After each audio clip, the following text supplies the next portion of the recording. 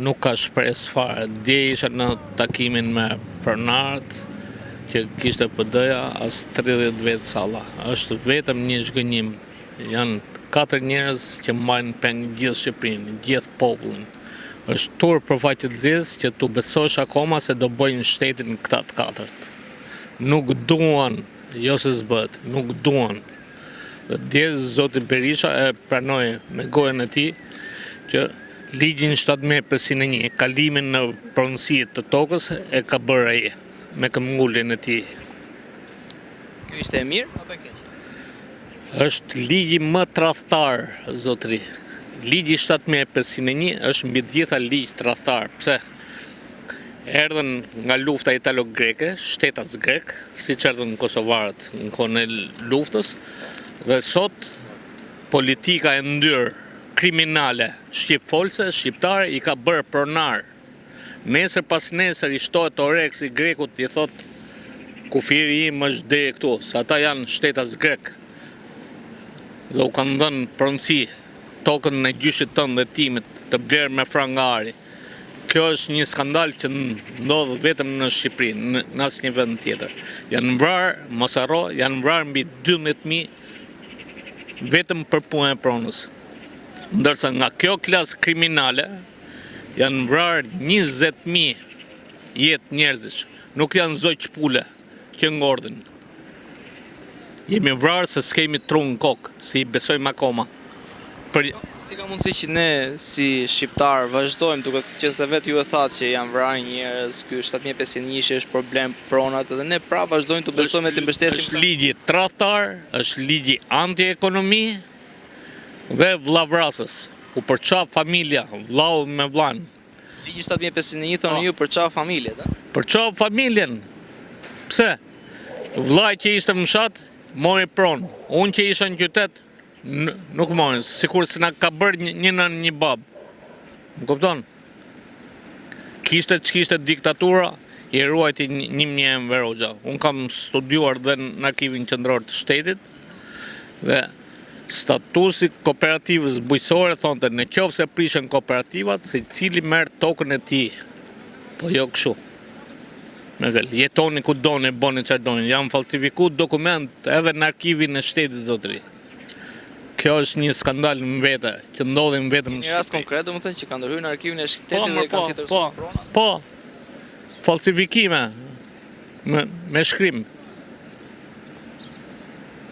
Si arrin të bëhet një falsifikim në arkiv të shtetit, për shumë? Ka për pjesë teknike për gjithë ata që na ndjekin. Përderisa shtetin ose administrata shtetit mbushet me militant të verbër sa në lëpirës, çdo gjë mund bëhet në Shqipëri.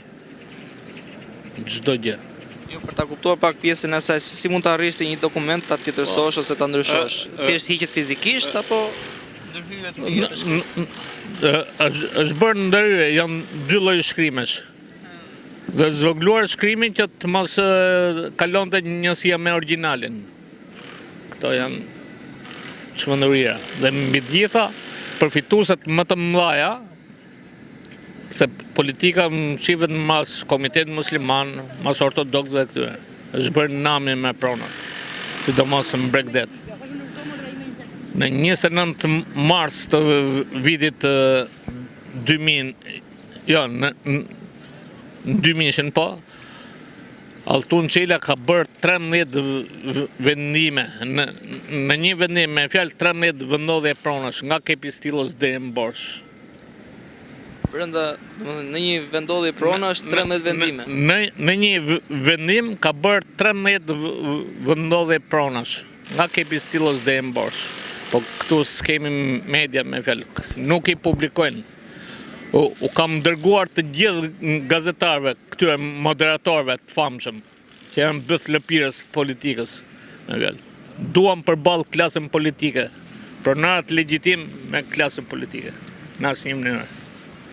Janë 5-6 zagar sa në lëpirës të politikanëve që bredhen nga një studion tjetër, vetëm për lavazh truri këtij populli. Ja kanë dalë thua?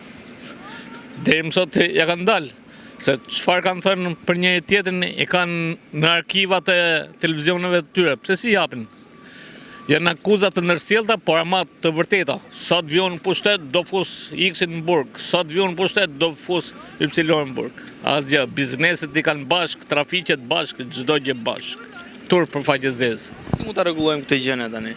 Pra, çfarë mendoni ju se do jetë çelësi suksesi që të rregullohet? Duhet vetëm revolucion. Kur them revolucion, jo me gjakderde. Revolucion ullu aty, mos bindjet civile, rretho kryeministin, bloko sheshin, çdo gjë. Aty, në atë ditë, që do jetën ti, kur unë të marrë pronën ty? Kur unë të vjedh votën ty? Pse? Marrëveshja e tyre në 2008 është kjo situata në Shqipëri. Unë kam qenë komisioner për PS-n, më përpara, pse dolin në Kosovë për 2 orë rezultati paraprak? Gjithë bota, përjashto Kinë, Amerikë, Indi, që janë me miliarda njerëz, dele rezultati paraprak për 2 orë. Këta nuk duan të bëjnë shtetin. Unë po të them, me numrimin që bëjmë më përpara, rezultati paraprak dilte për 2 orë dhe 2 ish ministrat e brendshëm në kohë të ndryshme, Spartak Poçe dhe Igli Toska, kanë humbur, nuk fituan mandatet. Mjafton të bësh vetëm një ligj. Në qovë se gjatë rinumrimin në KQZ, kutia dele manipuluar, 15 vjetë burg taksative gjithë komisionerve. Shiveti, jaman me nder, bëtha ndo njëret të vjedhe votën e popullit? Faleminderit. Pra, për ta përmbledhur, folëm për 2 çështje të rëndësishme. 7501 që thamë që ishte problem kryesor për gjithë ADN-ja kapitalizmit është prona. Alfa për investime serioze është prona. Në raportin e Bankës Botërore në vitin 2021 thot pasiguria e titujve të punësisë. Këta kanë arritur derisa kanë mashtruar edhe Strasburgun. U kanë thënë që 0.06% janë pronar. Ndërkohë që realiteti është i kundërt. Po duhet të them pra që edhe si popull ne jemi mjeshtër në çdo lloj fushe. Aty të arrish të mashtrosh Strasburgun, kjo është. Po s'ka e kam mashtruar avokatura shtetit. Ne si përfaqësues të shoqatave të pronarëve legjitim jemi mbledhur këtu në 2009, në 2019, më fal, tek zyra e Këshillit të Evropës në kat 3 këtu te Pallati i Kulturës, me 3 përfaqësues të Komisionit të Venecias. Kemi qenë të pranishëm unë, profesor Gzim Boçari, profesor Përparim Kaba, Reshid Vorpsi e shumë të tjerë. U treguam faktet e dokumentat. Dakord thënë, po, absolutisht asgjë. Sylanjët.